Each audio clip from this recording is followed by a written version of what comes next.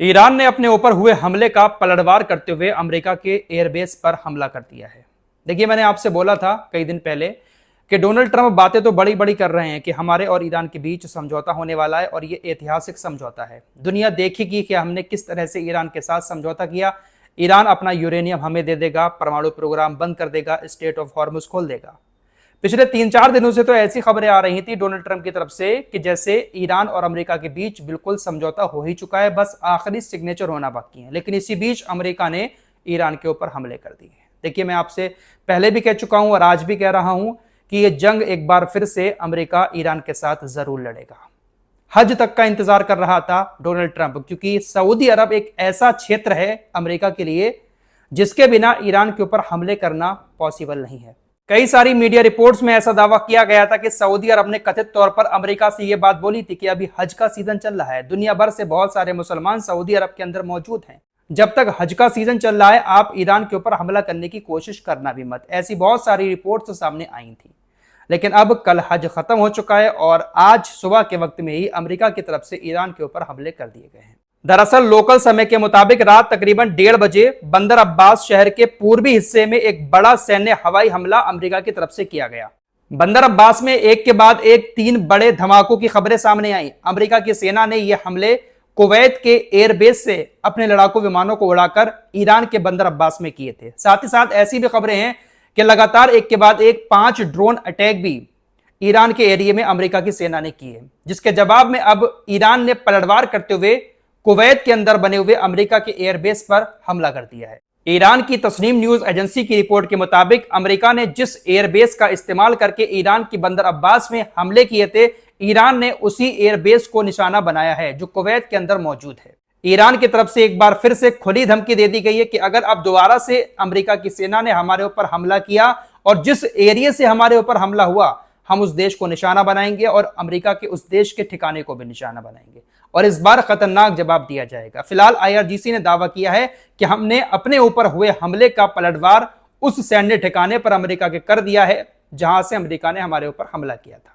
फिलहाल इस वक्त एक ऐसा दौर चल रहा है जहां पर अमेरिका और इजराइल के नेताओं की बातों पर भरोसा करना किसी भी देश के लिए सबसे बड़ी बेवकूफी होगी। डोनाल्ड ट्रंप पिछले 3-4 दिनों में समझौते को लेकर इतने बड़े बड़े दावे कर चुके हैं कि कोई भी अगर उसको देखेगा तो यकीन कर लेगा कि हाँ, वाकई में ईरान और अमेरिका के बीच कोई समझौता हो रहा है। अमेरिकी मीडिया की तरफ से भी डोनाल्ड ट्रंप की इन बातों को बड़ा चढ़ाकर दुनिया के सामने रखा जा रहा था कि डोनाल्ड ट्रंप तो नेतन्याहू से तक बात नहीं कर रहे हैं। नेतन्याहू ईरान के ऊपर हमला करना चाहता है, लेकिन डोनाल्ड ट्रंप ईरान के साथ समझौता चाहते हैं। अमेरिका का मीडिया भी इस तरह की लगातार खबरें दुनिया के सामने रख रहा था, लेकिन समझौते की बातचीत के बीच एक बार फिर से डोनाल्ड ट्रंप की सेना ने ईरान के ऊपर हमला कर दिया। ईरान ये बात पहले भी कई बार कह चुका है कि इन लोगों के ऊपर भरोसा नहीं किया जा सकता। परमाणु मामले को लेकर जितनी बार भी बातचीत की है इन लोगों ने, उसके फौरन बाद ईरान के ऊपर हमला कर दिया है। ईरान इसीलिए किसी भी समझौते पर नहीं पहुंच पा रहा है। ईरान की तरफ से किसी भी समझौते पर सिग्नेचर करने में इसीलिए देरी की जा रही क्योंकि ईरान को कोई गारंटी नहीं दे रहा है। ईरान का कहना है कि चाहे यूनाइटेड नेशंस हो या कोई और संस्था, हमें इस बात की गारंटी दे कि समझौता होने के बाद अमेरिका हमारी शर्तें मान लेगा, हम अमेरिका की शर्तें मान लेंगे। सारी शर्तें मानने के बाद क्या गारंटी है कि अमेरिका हमारे ऊपर हमला नहीं करेगा।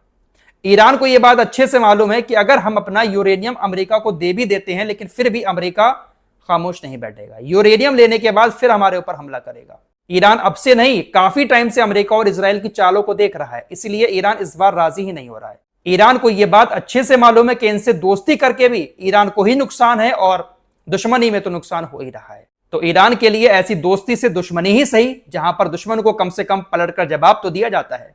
ईरान ने पलटकर जो हमला किया उसको लेकर अमेरिकी सेंट्रल कमांड की तरफ से बताया गया कि ईरान ने बैलिस्टिक मिसाइल से कुवैत के ऊपर हमला किया था। कुवैत में अमेरिका का जो सैन्य बेस बना हुआ है वहां पर हमला किया था, जिसको कुवैत के एयर डिफेंस सिस्टम ने सफलतापूर्वक रोक लिया। अमेरिकी सेंट्रल कमांड ने ईरान के ऊपर आरोप लगाते हुए कहा कि देखिए, ईरान ने सीज फायर का उल्लंघन किया है। सीज फायर तोड़ते हुए स्टेट ऑफ हॉर्मुज के आसपास हमारी जो सेना तैनात है उनके ऊपर तकरीबन 5 से 6 ड्रोन एक साथ दागे, जिसको हमने सफलतापूर्वक रोक लिया। ईरान ने यह सीज फायर तोड़कर हमारे ऊपर हमला किया है, लेकिन हकीकत यह है कि इस हमले की शुरुआत सबसे पहले अमेरिका की तरफ से की गई।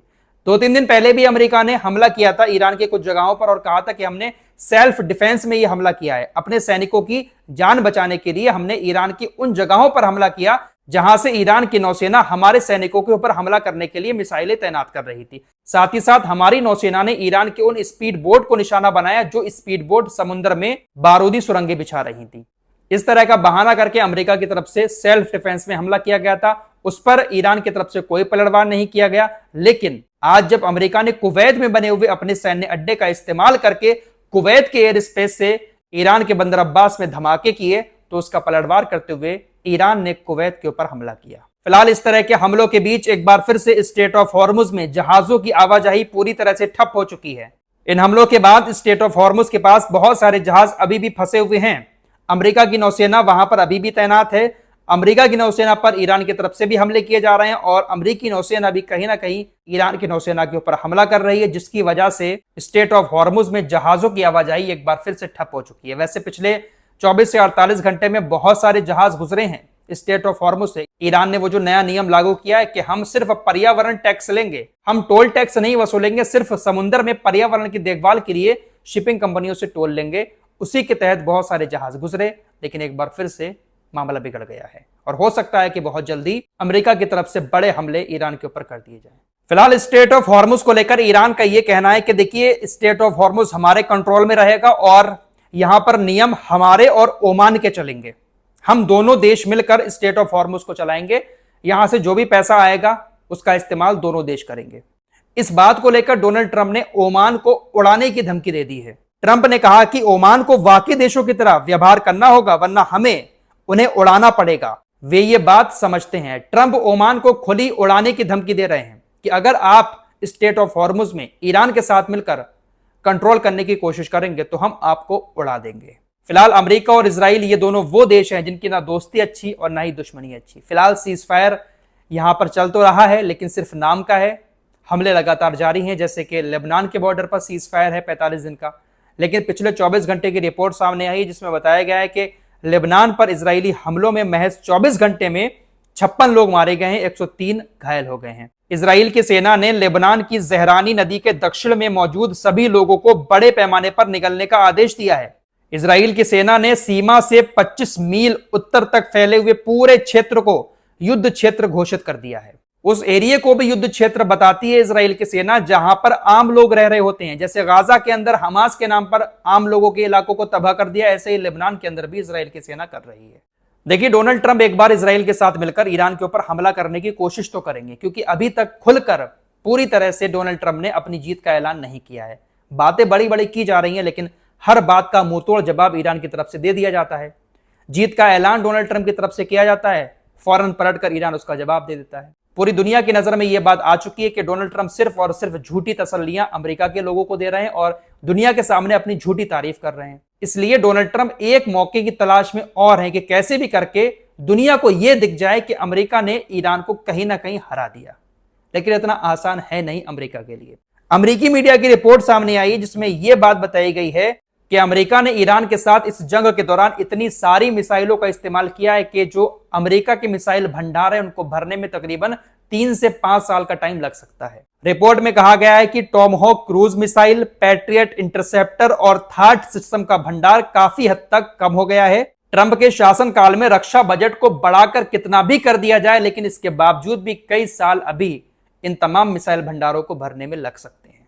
कुल मिलाकर बात यह है कि अमेरिका ने इजराइल की खातिर और अपनी नाक ऊंची रखने की खातिर ईरान के ऊपर हजारों मिसाइलें छोड़ी हैं। इतनी मिसाइलें इस्तेमाल कर दी 40 दिन के अंदर ही कि उनको भरने में, भंडार भरने में तकरीबन 3 से 5 साल का टाइम अमेरिका को लग सकता है। जब इतना ज्यादा जखीरा अमेरिका के पास मौजूद था तब ईरान को नहीं दबा पाए, अब क्या ही ईरान को ये लोग दबा पाएंगे। फिलहाल चिंगारी भड़का दी है डोनाल्ड ट्रंप ने और अब दोबारा से अगर कोई हरकत की, कोई और हमला किया तो पलटकर ईरान शायद उसका जवाब और भी ज्यादा तगड़ा देगा। इस रिपोर्ट में इतना ही। कुछ और खबरों के साथ फिर हाजिर होंगे। अपना ख्याल रखिएगा। अल्लाह हाफ़िज़।